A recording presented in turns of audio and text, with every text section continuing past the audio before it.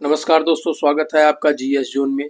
दोस्तों 2024 की प्रारंभिक परीक्षा की तैयारी के क्रम में हम लोग पीवाईक्यू 2022 का देख रहे थे। 2023 ऑलरेडी हो चुका है, 2022 का 2 पार्ट हो चुका है। आज ये पार्ट नंबर 3 है। तो चलिए अपने इस सेशन की शुरुआत करते हैं। कोशिश दोस्तों हमारी ये है कि पीवाईक्यू के एक-एक क्वेश्चन के माध्यम से उन एरिया पे ज़्यादा से ज़्यादा फोकस किया जाए जहाँ पर आयोग हर बार क्वेश्चन पूछता रहता है। ठीक है, तो चलिए आज अपने इस सेशन की शुरुआत करते हैं। और जो फर्स्ट क्वेश्चन है वो एक जनपद एक उत्पाद यानी वन डिस्ट्रिक्ट वन प्रोडक्ट के प्रोग्राम जो यूपी गवर्नमेंट ने चलाया है उससे रिलेटेड है। तो आपको एक जानकारी ये भी होनी चाहिए कि 2018 में ये योजना चली थी। 24 जनवरी 2018 में ये ओडीओपी चलाया गया था और यहाँ पर लगभग सभी जिलों के लिए वन डिस्ट्रिक्ट वन प्रोडक्ट लेकर के गवर्नमेंट आई है। तो यहाँ देखिए कुछ ऐसे डिस्ट्रिक्ट हैं जहाँ पर बहुत इम्पोर्टेंट हैं, जहाँ का प्रोडक्ट जो है मैच कराने को दे सकता है, या जिस तरह से ये सवाल पूछा ऐसे पूछ सकता है, या इंडिविजुअल रूप में उठा करके पूछ देगा कि कौन सी चीज़ कहाँ पर एक जिला एक उत्पाद के लिए है। तो आप कोशिश करिए कि इसमें से लगभग जितने इम्पोर्टेंट है 25-30 सभी नहीं याद करने की ज़रूरत है। 25-30 के आसपास याद कर लेंगे तो आपका काम चल जाएगा। जैसे आगरा का आपका लेदर है, बहुत बार आपने पूछा है। इसमें है अलीगढ़ का ताला है, एक ये बहुत बार एग्जाम में पूछा जा चुका है। अमेठी का देख लीजिएगा, बिस्किट वगैरह है और यहाँ पे मूंज के उत्पाद किए जाते हैं। इसी तरह जो है आपका बरेली वगैरह का है, बरेली का देखिए जरी है। उसके बाद फिरोजाबाद के जो कांच वाले प्रोडक्ट हैं वो हैं। तो ऐसे करके जितने भी इसमें दे रखे हैं ना वो इम्पोर्टेंट है। गोरखपुर का देखिए कोरापोटा है और आजमगढ़ का जो है वो ब्लैक पॉटरी करके होगा, यहीं पे जहाँ आजमगढ़ होगा वहाँ पर ब्लैक पॉटरी देखिए। तो ये जितने भी हैं एक थोड़ा सा आप लिस्ट ले करके आप अच्छे से कुछ इम्पोर्टेंट हैं वो 20-25 के आसपास उसको याद कर लीजिएगा। नेक्स्ट क्वेश्चन है, किस देश में प्राकृतिक आर्सेनिक प्रदूषित जल ज्यादा है? तो ये बांग्लादेश में है। बहुत सारी गंगा जब तक आती है ये भी प्रदूषित हो जाती है, इधर से ब्रह्मपुत्र आती है ये भी शुरू से जैसे आती है तो ये भी प्रदूषित हो जाती है। बाकी जितनी लोकल नदियां हैं ये प्रदूषण को यहाँ ज्यादा फैलाती हैं। तो ये बांग्लादेश है। उसके बाद ये देखिए दोस्तों, नेक्स्ट क्वेश्चन आपका है, ये बैटल है, कुछ नए टाइप का बैटल पूछा था। तो यहाँ पर जो पोटोनेवा का युद्ध है वो एक फेमस युद्ध है जिसमें अंग्रेज और मैसूर राज्य के बीच में ये युद्ध हुआ था, जिसमें मैसूर राज्य से नेतृत्व हैदर अली ने किया था। तो ये जो है हैदर अली का जो विस्तार था उसका उस पे इसने कहीं ना कहीं इस युद्ध ने जो है वो अंकुश लगाया था। तो ये बहुत फेमस है। ये 1881-80 के आसपास ये युद्ध लड़ा गया था। तो इसको आप देख लीजिएगा। बेदरा का युद्ध भी बहुत फेमस युद्ध है।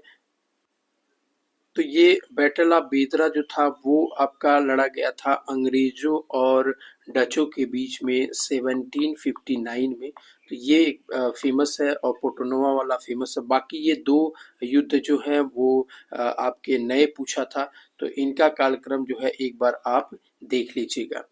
सल्फा ड्रग्स जो है वो आपका एक प्रतिजीवाणु की तरह एंटीबैक्टीरियल होता है, वो यूज किया जाता है। ये भी पीवाईक्यू के क्वेश्चन में आप घटना चक्र में देखेंगे तो मिल जाएगा। ठीक है। और वैश्विक व्यापार शहर सूचकांक के अनुसार विश्व में शहर, तो ये जो है करंट का क्वेश्चन है। करंट में भी आपका देख लीजिएगा, ऐसे सवाल आयोग बार बार पूछता है। भारत में संसद के द्वारा पंचायत एक्सटेंशन शेड्यूल मतलब पेशा की बात कर रहा है। पेशा में आप 2-3 बातों का ध्यान रखिएगा।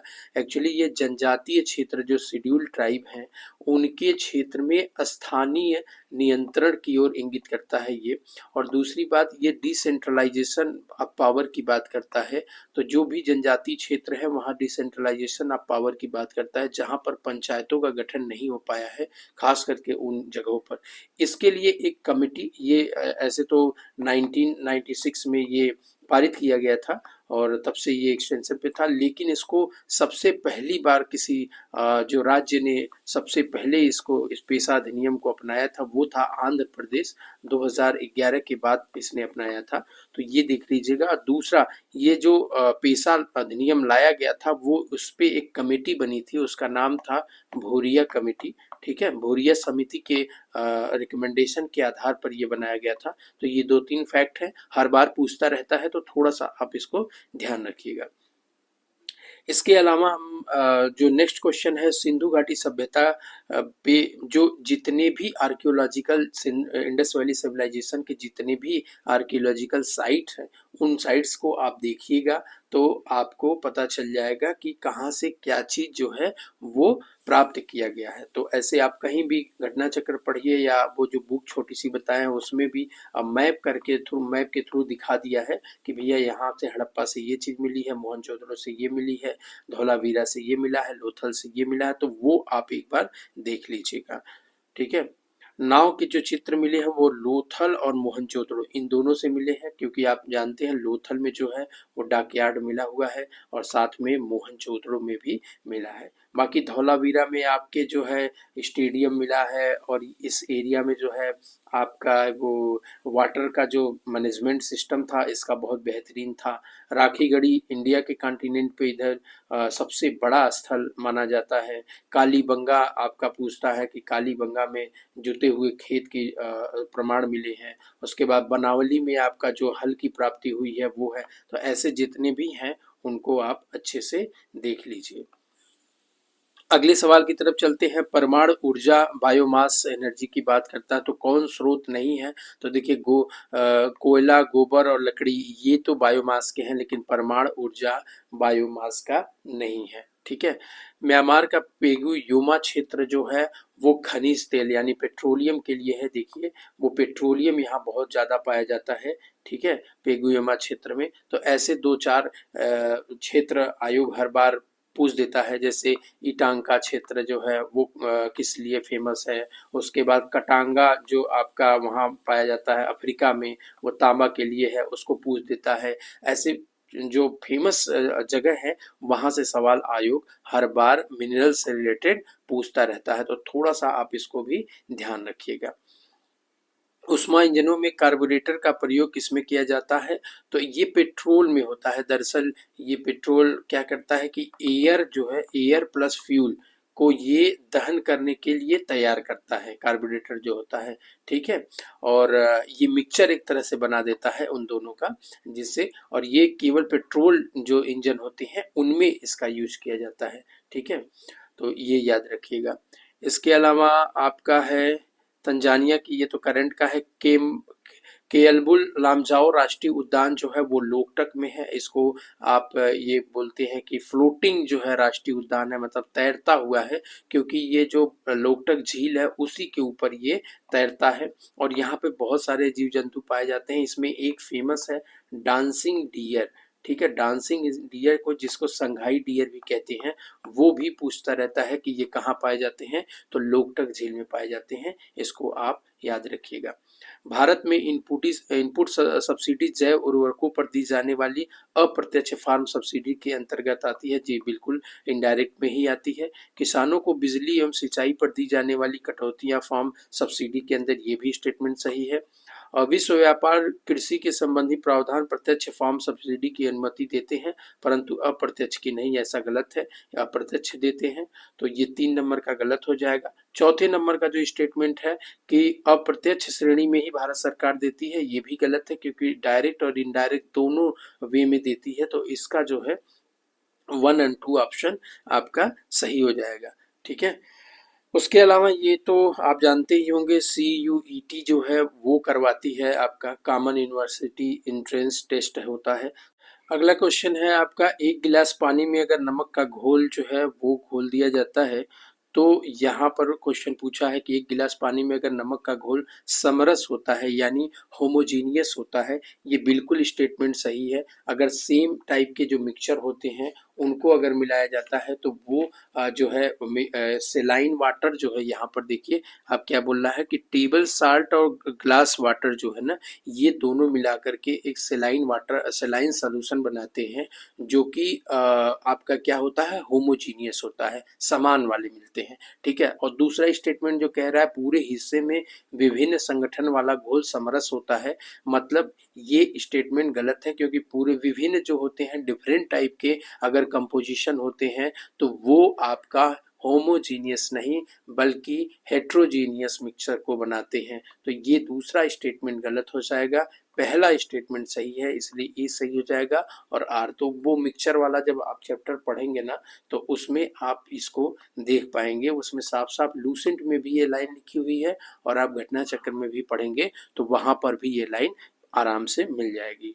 ओके, नेक्स्ट क्वेश्चन की तरफ चलते हैं। तो विधानसभा के अध्यक्ष कभी कभी पूछ देता है, उस समय जब चुनाव हुआ रहता है तो उस टाइम पे नया जो अध्यक्ष बनते हैं उन लोगों के बारे में पूछ देता है। तो अभी कहीं रिसेंटली जहां पर जिन स्टेट पे आपका लेजिस्लेटिव असेंबली का चुनाव हुआ है ना, तो वहां के जो अध्यक्ष होंगे उनके बारे में आप थोड़ा सा देख लीजिएगा। टिल माल्थस जो है वो बहुत फेमस आदमी रहे हैं और उन्होंने जनसंख्या के बारे में, हम लोग माल्थस थियरी भी पढ़ते हैं जनसंख्या में, तो उनसे इनका रिलेशन रहा है। तो ये भी क्वेश्चन जो है आपका आसान है। प्रथम अंतरिम सरकार की घोषणा जो है वो 24 अगस्त 1946 को की गई थी और आपको पता होगा कि जो है उस समय जो है इंटरिम गवर्नमेंट बनवाई गई थी, नेहरू जी के नेतृत्व में बनी थी। और इसमें देखिए यहाँ से जो क्वेश्चन पूछता है ना वो ये है कि इस इंटरिम गवर्नमेंट में जो जो मंत्री जो हैं कौन कौन से विभाग को लेकर के थे वो सवाल पूछ देता है। जैसे बलदेव जी जो थे वो श्रम मंत्रालय, लियाकत अली जो है वो आपके वित्त मंत्रालय थे, और उसके बाद पटेल जी और ये नेहरू जी स्वयं। तो इन लोगों का जो मंत्रालय है वो आप जरूर देख लीजिएगा। आयोग हर बार सवाल जो है कभी कभी मैच कराने को ऐसे दे देता है। ठीक है, आर्यक स्तंभ वाले 5 स्तूप की बात देखिए। आर्यक स्तंभ क्या होता है कि स्तूपा में आर्यक स्तंभ का यूज किया जाता है और ये केवल 2 जगह है, अमरावती में और सांची में। ये 2 ही जगह ऐसे पाए जाते हैं ये जो आर्यक स्तंभ वाले हैं। ठीक है, तो इसको आप देख लीजिएगा। ठीक है, संयुक्त राष्ट्र संघ के पर्यावरण वार्षिक फ्रंटियर रिपोर्ट है, तो ये हर बार पूछता ही रहता है कौन सा ध्वनि प्रदूषण में ज्यादा है। तो जो नई लिस्ट आई होगी इस साल की उसमें आप देख लीजिएगा कि कौन सबसे ज्यादा दूषित शहर है।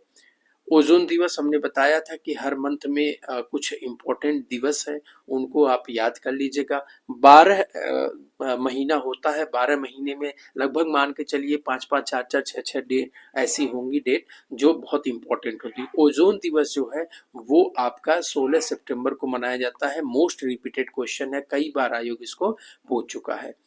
जलियांवाला हत्याकांड के बाद रविंद्रनाथ टैगोर ने अपनी नाइटहुड की उपाधि जो है वो त्याग दिया था। यहाँ पर थोड़ा सा आप कंफ्यूज हो जाते हैं, एक चीज ध्यान रखिएगा। गांधी जी ने जो केसरे हिंद की उपाधि इनको मिली थी उसका त्याग उन्होंने असहयोग आंदोलन के समय किया था। ठीक है, असहयोग आंदोलन के समय गांधी जी ने किया था, तो वो आप ध्यान रखिएगा। उन्होंने जलियांवाला बाग हत्याकांड के समय नहीं किया था, वो असहयोग आंदोलन के समय किए थे। सत्य शोधक समाज, इसका पहला दूसरा क्वेश्चन जब हम फर्स्ट इसका पार्ट कर रहे थे वहीं पे ज्योतिबा फूले से देखिए एक ही पेपर में 2 सवाल। हमने बताया सोशियो रिलीजियस मूवमेंट से जितने भी लीडर हैं और जो जो भी आंदोलन चलाए थे उनको आप अच्छे से ध्यान रख लीजिएगा। तो आपका सवाल यहाँ से देखिए 2 सवाल यहीं पूछ दिया हुआ है। 2 ऑलरेडी पहले मिले थे, 2 इधर हो गए, 4 सवाल एक जगह से। देखिए अगर उस एरिया को आप, इसीलिए मैं आपसे बार बार कह रहा हूं कि पीवाईक्यू जो है वो कितना इंपॉर्टेंट रोल प्ले करता है। अगर आप एक बार सोशियो रिलीजियस मूवमेंट को आप देख लिए तो यहाँ से 4-4 प्रश्न एक ही पेपर में बनाए जा रहे हैं, तो कितना आसान हो जाएगा उसको करना। ठीक है, भारत के जितने भी जलप्रपात हैं उनकी अवस्थिति आपको याद रखना है। जैसे दूध सागर गोवा में है, बरकाना जो है वो आपका कर्नाटक में है, कंदादार जो है वो कहाँ पर है, पलानी आपका कर्नाटक यहाँ पर है, हिमाचल प्रदेश में है। तो ये देख लीजिएगा, यहाँ पर आपका हम एक लिस्ट दे दिए हैं, सारा जितना भी फाल है उनको ध्यान से रख लीजिएगा दिमाग में कि भैया यहाँ से हर बार सवाल पूछता रहता है। और कभी कभी सवाल ऐसा भी पूछ देता है कि कौन सा सबसे ऊंचा है, उसके बाद 2-3 क्रम दे देता है, तो वो भी आप याद रखिएगा। कुंचिकल जोग प्रपात कौन सा सबसे बड़ा है, तो ये देख लीजिएगा। ठीक है, इको मार्क जो है वो आपका पर्यावरण के लिए है, इसकी शुरुआत 1991 में की गई थी। ठीक है, इको मार्क जो मतलब इन्वायरमेंट फ्रेंडली काम अगर कोई स्टेट करता है, कोई भी इन्वायरमेंट कोई संस्था करती है तो उसे इको मार्क जो है एक आपका मार्क दिया जाता है कि भैया बढ़िया काम कर रहे हो तुम। ठीक है, पर्यावरण से। नेक्स्ट क्वेश्चन है ईशान वर्मन और सरवर्मन, हाँ इनसे रिलेटेड अभिलेख की बात कर रहा है। तो ये जो अभिलेख है ना इनका ये जो दूसरा है वो गलत है। गया का जो ताम्रपत्र अभिलेख है ये है आपका समुद्रगुप्त का, ठीक है। किसका है? ये समुद्रगुप्त का है अभिलेख है। तो ये दूसरा वाला गलत है, बाकी सब सही है। इसको आप एक बार देख लीजिएगा, क्योंकि हो सकता है ऐसे क्वेश्चन को आयोग बार बार ना पीवाईक्यू के क्रम में ही रिपीट कर देता है। तो इस सवाल को एक बार अच्छे से ध्यान रखिएगा। स्तनधारी है लेकिन सीधे अंडे देता है, ये घटना चक्र का सवाल है और पीवाईक्यू का सवाल है। एकीडना जो है वो आपका सीधे अंडे देता है। तो ऐसे पशु पक्षी जो स्पेसिफिक अपना कैरेक्टर रखते हैं, जैसे कौन सा जो है पानी नहीं पीता है, कौन सा जो है जिसका जो यूरिन है वो ठोस निकलता है, ये सब घटना चक्र में दिया हुआ है। तो इन सब पढ़ते समय पे थोड़ा सा इस पे रुक जाइएगा और फोकस करके अपनी चीजों को ध्यान रखिएगा। अगले सवाल की तरफ अनुसूची है। मैंने आपको पिछली वीडियो में भी बताया था 12 अनुसूचियां हैं। 12 अनुसूचियों को अच्छे से ध्यान रखिएगा। कई बार पढ़ने के क्रम में ये बार बार हर सवाल एक सवाल तो अनुसूची से आता ही है।